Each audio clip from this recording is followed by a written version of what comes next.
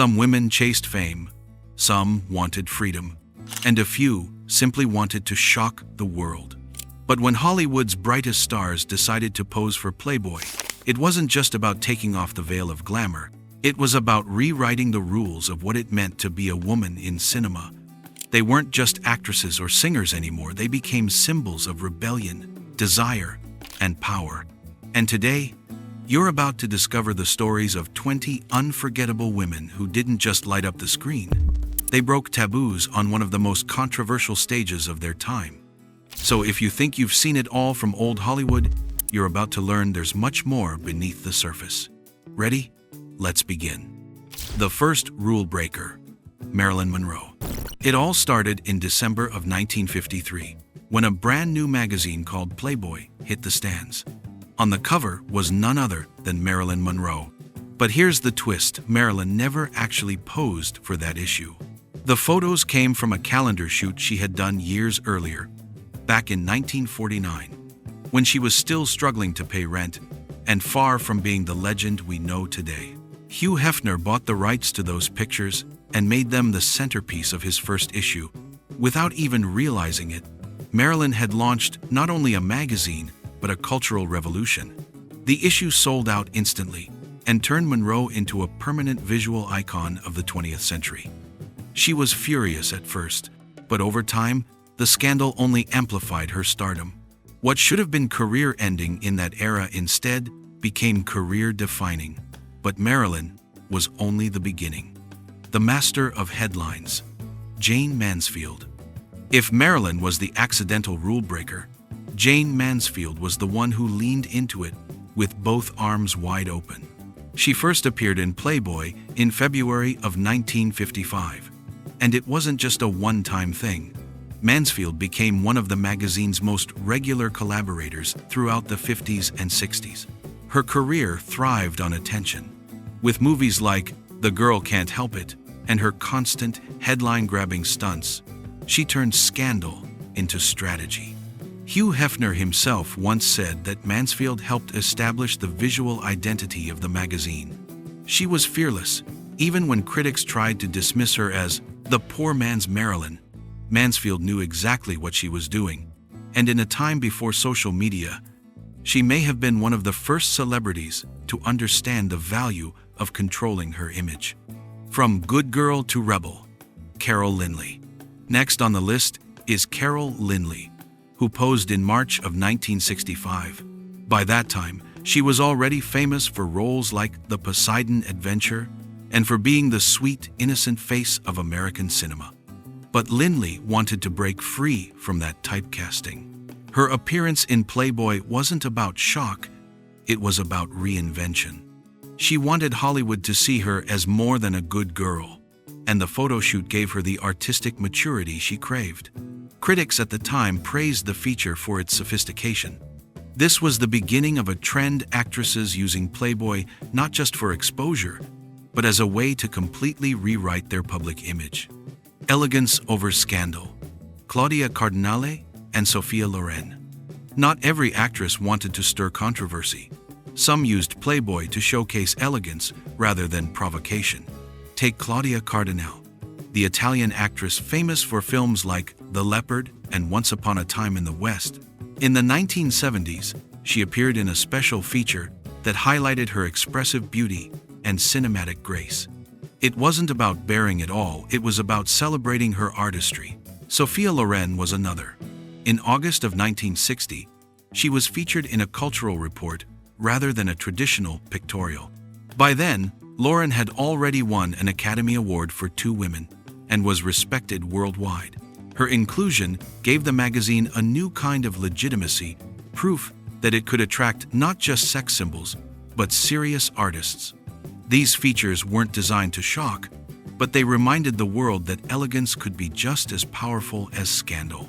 The Calculated Rebels, Mamie Van Doren and Stella Stevens. Mamie Van Doren was known as one of Hollywood's boldest blondes. With films like High School Confidential and Teacher's Pet, she had built her career on pushing boundaries.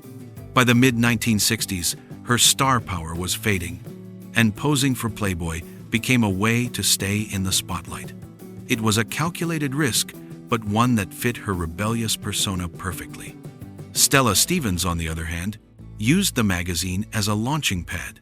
She first appeared in January of 1960, right after being named a rising star in Hollywood.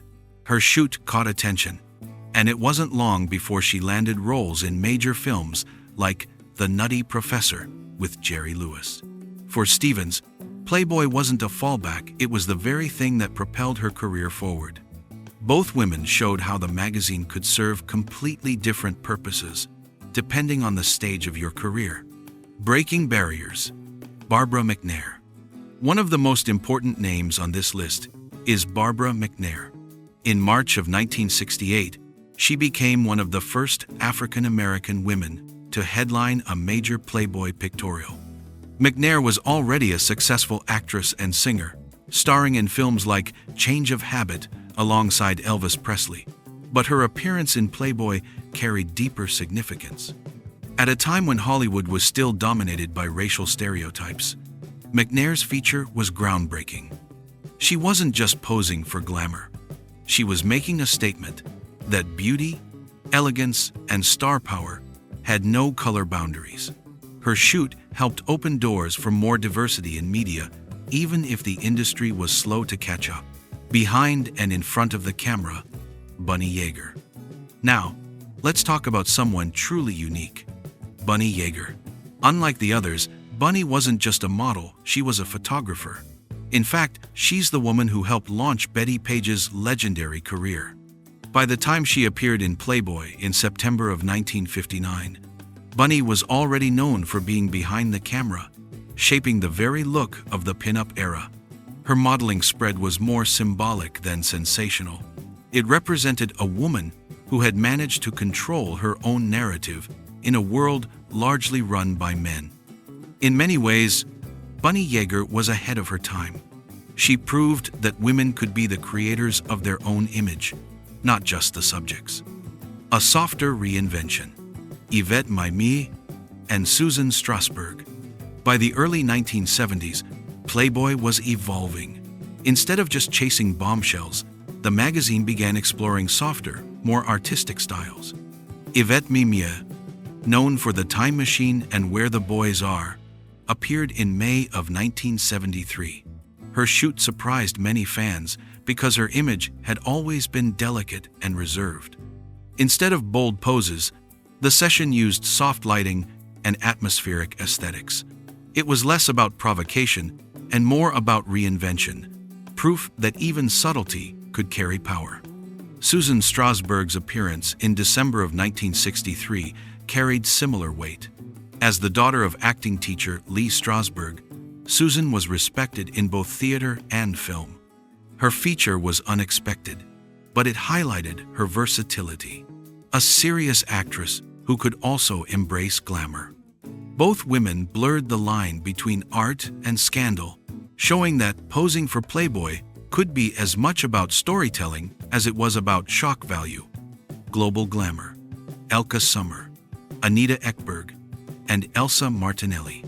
Playboy also served as a global stage for European actresses making their mark in Hollywood. Elka Summer, the German star of A Shot in the Dark, posed in December of 1964. Her feature was presented more like a cosmopolitan fashion shoot than a bombshell spread, emphasizing her sophistication rather than raw sensuality. Anita Ekberg, famous for Fellini's La Dolce Vita, appeared in November of 1961. Her photos were cinematic, elegant, and focused on her commanding presence. By then, she was already a household name, and her feature solidified her status as one of Europe's most glamorous exports. Then came Elsa Martinelli, the Italian actress known for Hatari and the Pink Panther. In October of 1963, she was presented not as scandalous but as avant-garde, chic, and stylish, a perfect reflection of her European identity.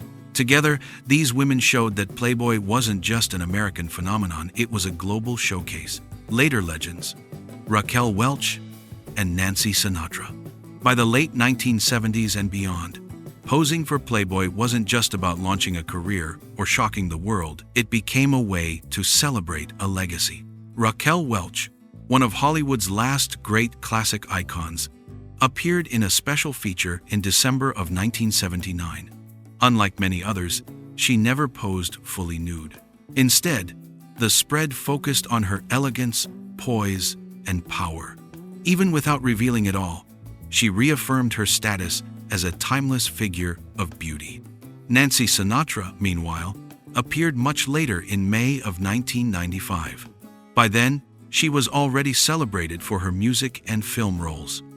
Her Playboy appearance wasn't meant to provoke. It was more of a tribute to her legacy, a nod to her status as both Frank Sinatra's daughter and an icon in her own right. For both Welch and Sinatra, Playboy wasn't about reinvention. It was about cementing a legend. The bigger picture. So what do all these stories tell us? Whether it was Marilyn Monroe launching a magazine without even knowing it, Jane Mansfield turning scandal into a career weapon, or Barbara McNear breaking barriers of race and representation, these women weren't just models. They were strategists, rebels, and icons. Each of them used Playboy differently. Some for reinvention, some for survival, some for elegance, and others for sheer provocation. But the common thread was control. They refused to be passive figures in an industry that often tried to dictate their image. Conclusion: at the end of the day, these actresses didn't just pose for a magazine. They rewrote the script of fame. They proved that beauty, power, and strategy could go hand in hand, and that even in an era of rigid Hollywood rules, women could bend the system to their will. The real question is this: were these women using Playboy to shape their legacies, or was Playboy using them to build its empire? Maybe the answer is both. Now, I want to hear from you. Which of these stories surprised you the most? And do you think stars today still have the same kind of power to shock us the way these women did? Drop your thoughts in the comments below and let me know if you'd like a second part with even more classic cinema stories.